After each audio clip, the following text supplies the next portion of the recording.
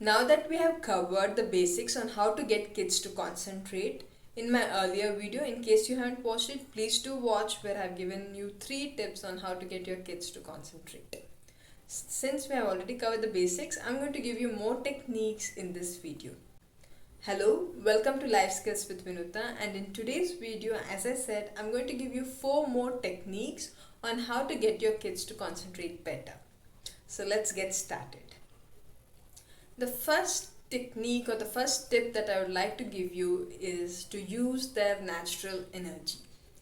Kids are highly energetic. We are all aware of that. If you have kids at home, you will totally agree with me that kids can be very energetic.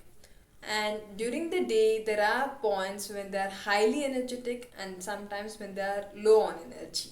So the first thing that we have to do is we have to analyze it and observe their energy patterns.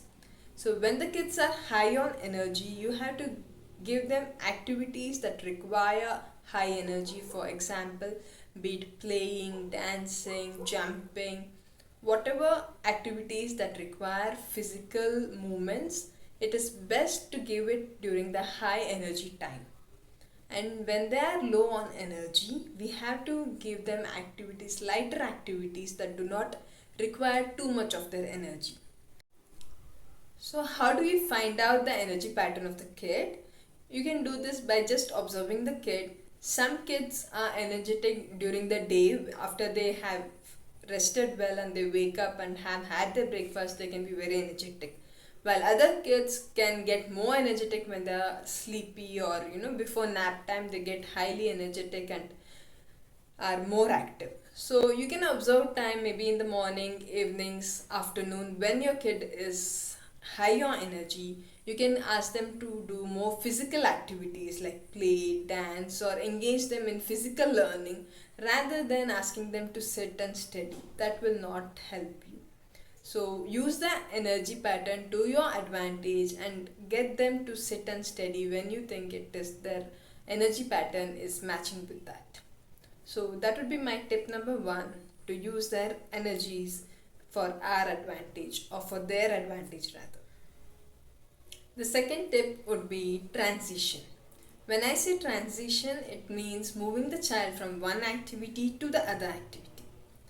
A child, when involved in an activity, example, if the child is playing, it plays with all its involvement. So when you call the child to study or to eat, naturally the child will not want to do that. So having a transition time or transition period will help ease the process for the child and the parent as well. For example, you can always tell the child that the next activity is going to be this. You can tell, or you can also specify time for some kids. If they are a little older, you can say that after playing for 5 minutes, we are going to go and study this. So this always sets up the mood for the kid and knows what activity is going to follow which activity. And you're also giving the child a sense of time limit, so that the child knows after 2 minutes or 5 minutes I'm going to go get up and go, so I can play for 2 or 5 minutes more. So this transition time will help the child come out of one activity and go into the other activity. And rather than just jumping from one activity to the other, it is always better to have some intermediate activity or during this transition time. For example, if they are playing, they can come inside, wash their hands and legs or face, they can drink some water. All these things break the child away from the previous activity and gets him or her ready for the next activity. So tip number 2 would be transition. So tip number 3 is to give 1 or 2 directions, not more than that. When the child is given a lot of directions to do, for example, if we ask a child to clean up the room or to do his homework, the child feels it to be a lot of burden because there are a lot of things to do, and the child may not know what to start with or what to do, and thus the child may not take any action at all. Instead of that, if you give just 1 or 2 directions to the child can follow it easily and will be more willing to do it. So instead of telling, clean up your room, you can always say, first pick up all your toys. So that gives more clear instruction or direction to the kid rather than just saying, clean up your room.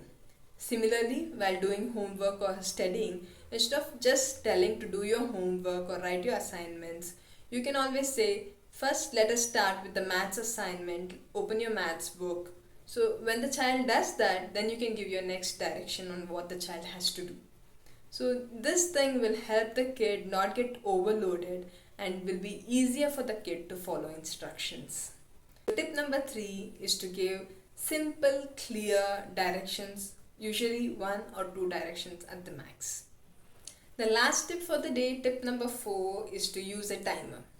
Yes, we adults, when we try to concentrate or focus on a job, we can do it for maximum of 10 minutes before our mind wanders or goes into autopilot mode. So expecting the kids to concentrate for a long period of time is unrealistic. So if we use a timer, when we want the kid to concentrate, it helps even the kid to know that it has to concentrate for only this much of time.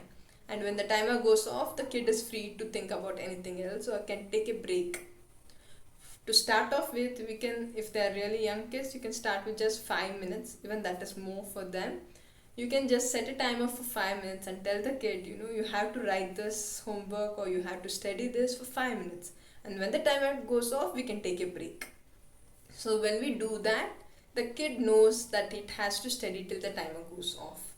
So using a timer really does help, and I'm telling this out of my personal experience.